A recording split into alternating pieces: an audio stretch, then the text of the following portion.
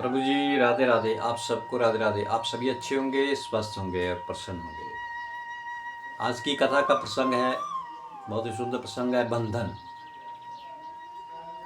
दो ब्रह्मचारी थे। अपने गुरु के आदेश के अनुसार वो तीर्थाटन के लिए निकले, तीर्थों के लिए। गुरु का आदेश लिया और गुरु के चरणों में स्पर्श किया और वो तीर्थाटन के लिए निकल गए। अब पहले के समय की बात है कि गाड़ी मोटर नहीं हुआ करती थी, पैदल ही तीर्थ यात्रा के लिए निकला करते थे लोग, और असल में वही तीर्थ हुआ करता था। तो चलते चलते वो एक जगह पर पहुंचे जहां पर एक बरसाती नाला था, जहां केवल बरसात में ही पानी हुआ करता था, और बरसात का समय था, उस नाले में काफ़ी पानी था। और बरसात के समय वहाँ पर इधर से उधर जाने के लिए, पार जाने के लिए नाविक हुआ करते थे, जो अपनी नाव लेकर के एक किनारे खड़े रहते थे। और फिर कब जब कोई मुसाफिर आ जाता है, जिसने उस पार जाना हो, तो नाविक अपनी नाव में बिठा करके उन्हें पार करवा देता था। लेकिन जिस समय वो दोनों ब्रह्मचारी वहाँ उस नाले के, बरसात नाली के पास पहुँचे, तो उन्हें कोई नाव वाला नहीं दिखा। पानी भी कोई ज़्यादा गहरा नहीं था, कम से कम कमर तक पानी होगा जिसको आदमी पार कर सकता था। अभी वो सोच ही रहे थे, कितनी देर में वहां पर एक सुंदर युवती आई, देखने में खूबसूरत।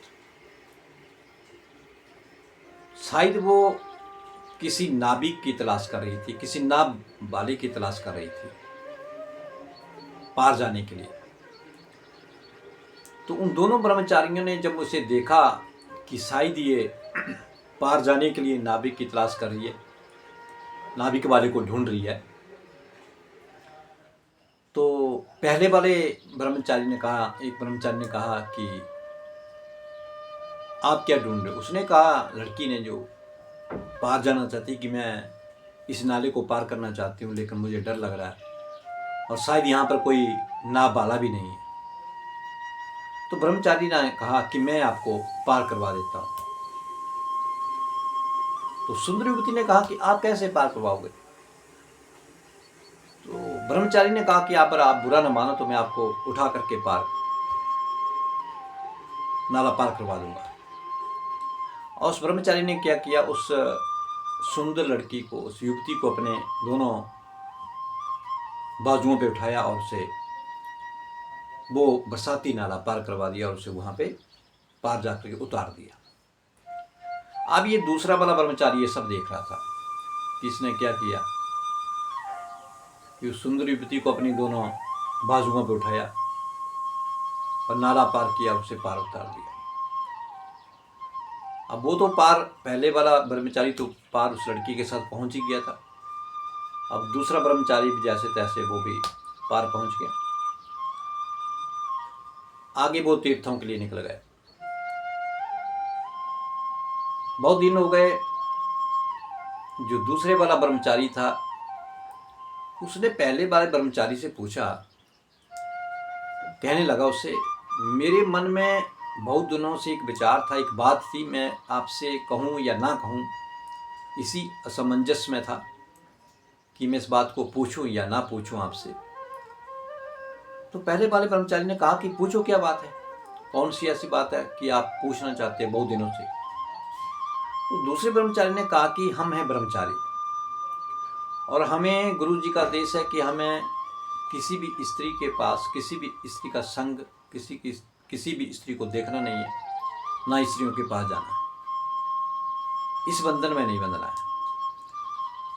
लेकिन आपने उस दिन उस एक सुंदर युवती को अपनी बाजुओं के ऊपर उठाया और उसे नाला पार करवा दिया,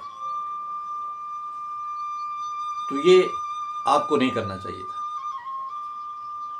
क्योंकि ये बंधन होता है और हम ब्रह्मचारी हैं, तो स्त्री के बंधन में हमें नहीं बंधना चाहिए, उसे छोड़ देना चाहिए, उनके पास नहीं जाना चाहिए। अब पहले वाले ब्रह्मचारी ने कहा दूसरे वाले ब्रह्मचारी से कि मैंने बहुत दिन पहले उस युवती को अपनी बाजुओं पे उठाया और उसे नाला पार करवा दिया और मैंने उसे नाले के पार उतार दिया और उसे वहाँ छोड़ दिया। मैंने तो उसको वहीं छोड़ दिया, उसी वक्त छोड़ दिया, लेकिन तूने तो उस दिन से लेकर के आज तक उसको अपने साथ पकड़ के रखा है, अपने बंधन के साथ बांध के रखा है। दूसरे वाला ब्रह्मचारी कहने लगा, ये कैसे? मैंने कहा कि मैंने उसको केवल नदी पार करवाई, अपनी बाजुओं के ऊपर उठाया, उसे नदी पार करवा दी और मैंने उसे छोड़ दिया। मैं उस बात को भूल गया, छोड़ दिया। लेकिन तूने उस बात को मुझे देख करके उस बात को आज तक अपने जिस्म के साथ, अपने हृदय के साथ, अपने मन के साथ उस युक्ति को बांध के रखा हुआ है। और वो बंधन आज आपके मुख से निकला, तो बंधन में मैं पड़ा हूं या आप पड़े हो? पहले वाले ब्रह्मचारी ने दूसरे वाले से कहा। देखो प्रभु, कथा का तात्पर्य यह है कि हम किसी को कौन से भाव से देखते हैं। किसी स्त्री को, किसी सुंदर युवती को कौन सी दृष्टि से देखते हैं, वो हमारे ऊपर डिपेंड होता है। वो हमारे ऊपर कैसा भाव है उसका। क्या मैं उसे माँ के रूप में देखता हूँ? क्या मैं उसे देवी के रूप में देखता हूँ? मैं कौन से रूप में देखता हूँ? वो हमारे आंखों के द्वारा हमारे हृदय के भीतर प्रवेश करता है। किसी को छूने से, किसी को ना छूने से बंधन नहीं हो जाता। कि मैंने किसी युवती को छू दिया तो वो बंधन हो गया।